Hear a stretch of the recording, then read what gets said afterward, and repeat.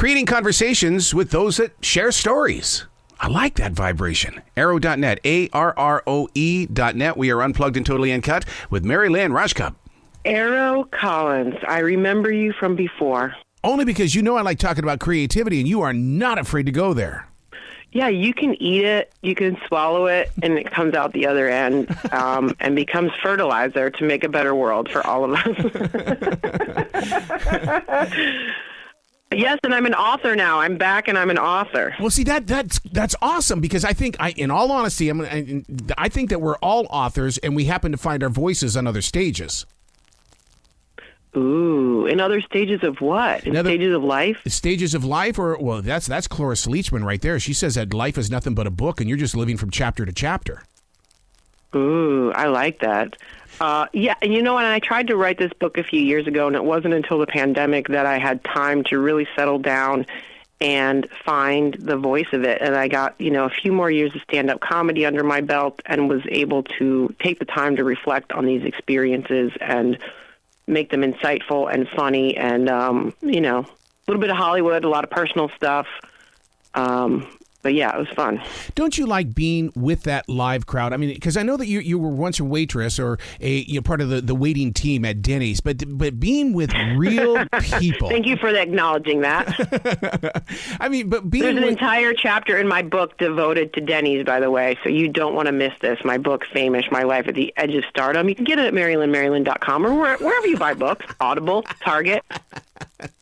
Just find it. It's called Famous. If you want to hear the secret to making ranch dressing, all right, I'll spoil it for you. You just rip open the envelope of Hidden Valley Ranch, dump it in, and mix it up with a whisk and buttermilk.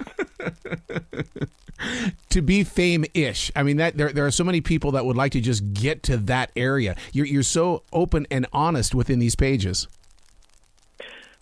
Yes, and I think the theme of that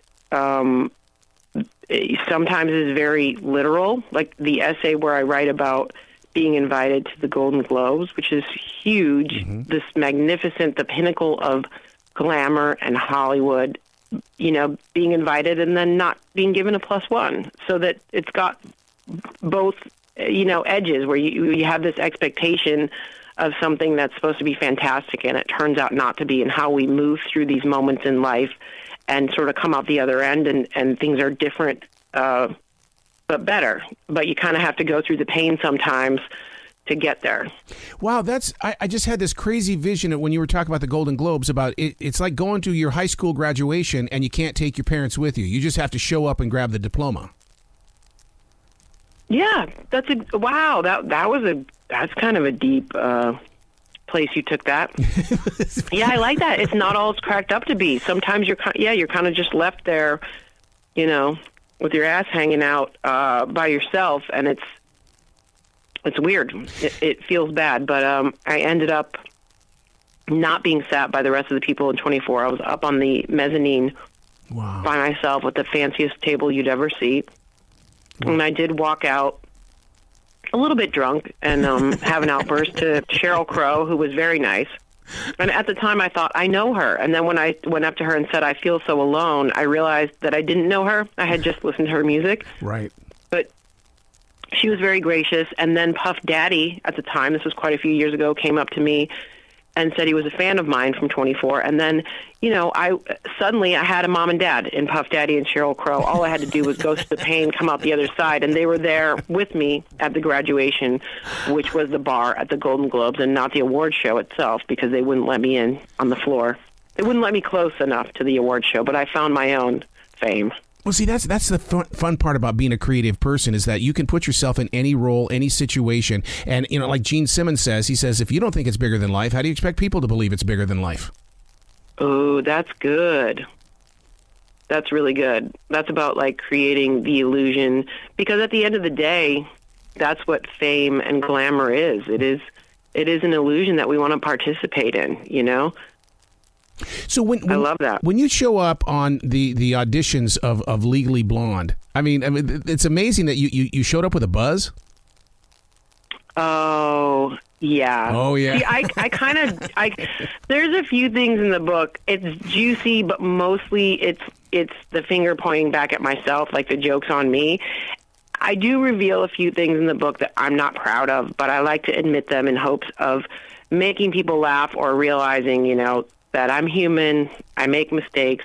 This was not Legally Blonde 2. This was an audition there was a TV show called Suddenly Susan. Oh, yes. It was starring Brooke Shields.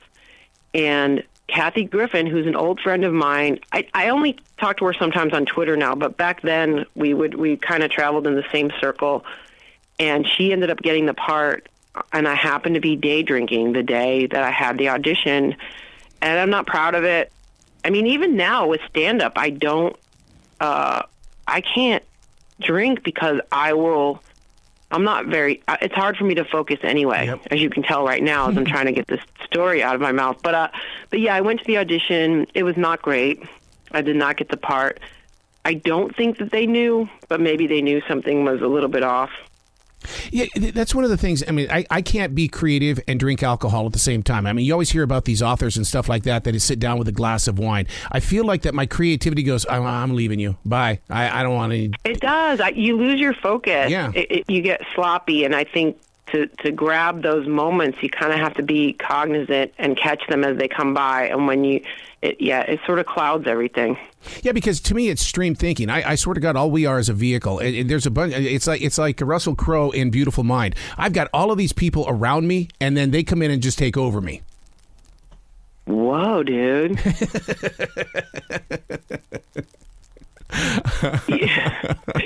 You just compared yourself to a Beautiful Mind. You're making me want to go sit under a tree and meditate. Oh my God, that's my kind of thing. If you could see this forest that I'm in every day, that's exact, because trees are storytellers. And in reality, in writing your book, was that not the seed of the tree that became your page?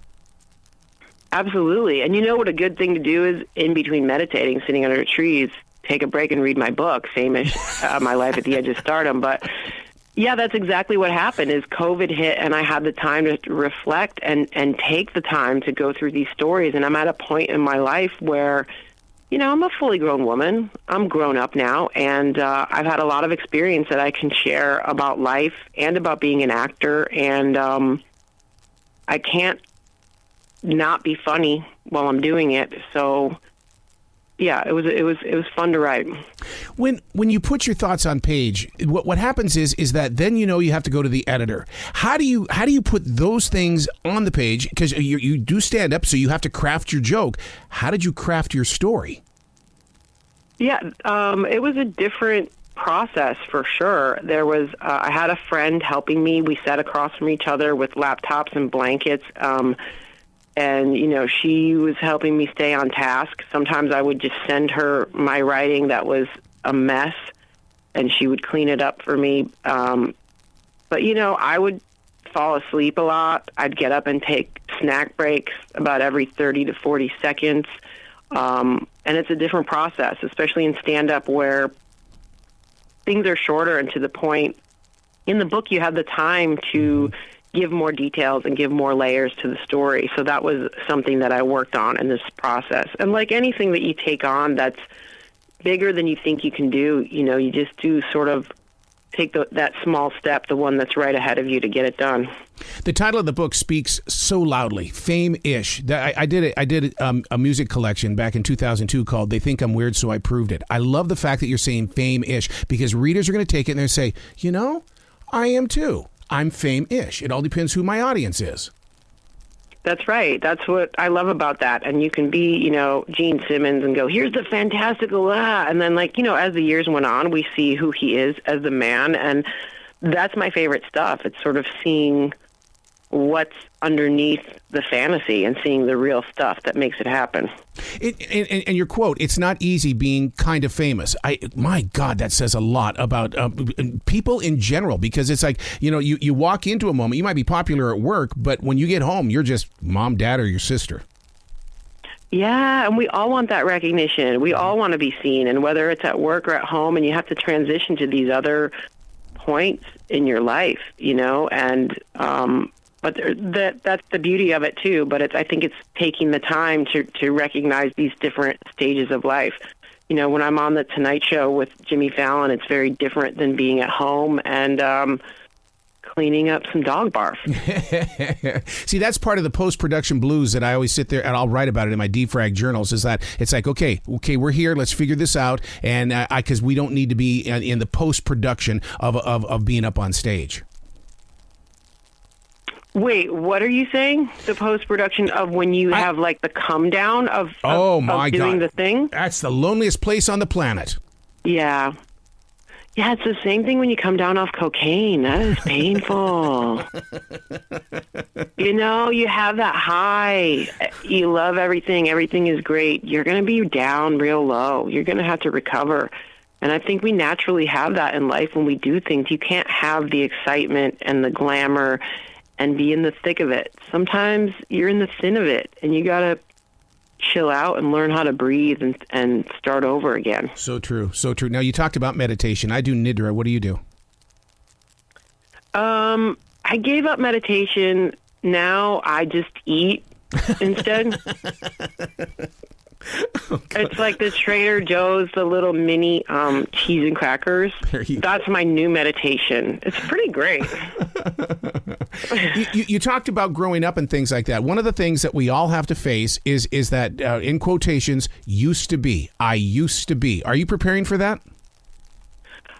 What's funny is sometimes the world will tell you that, and when you're not prepared. One lady said to me on Twitter, "Do you miss acting?" I was like, "Bitch, I never stopped acting." Right. but that tells you the reflection of the world. I'm doing all sorts of things.